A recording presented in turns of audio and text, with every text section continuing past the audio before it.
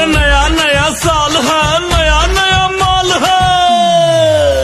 देख करके चक्रवात तो गुरु उठ ही गया होगा मन के अंदर। तो चक्रवात को कहां पे क्या बोलते हैं, आइए मैं आपको बताते हैं। साइक्लोन को इंडियन ओशन में बोलते हैं साइक्लोन, कैरेबियन सी में बोलते हैं हरिकेन, चाइना सी में बोलते हैं टाइफून, नॉर्थ वेस्ट ऑस्ट्रेलिया में बोलते हैं बिली का बिली, और कोस्टल यूएसए में बोलते हैं टॉर का नाडो, और मिसिसिपी वैली में बोलते हैं ट्विस्ट का टक। ठीक है, ट्विस्टर। तो इस बात को ध्यान रखिएगा साथियों, और ऐसे ही कंटेंट के लिए दबा करके वीडियो को लाइक कर दीजिए, शेयर कर दीजिए, और फॉलो का बटन दबाना भूलिएगा नहीं। मिलते हैं जल्दी अगले वीडियो, तब तक के लिए जय हिंद।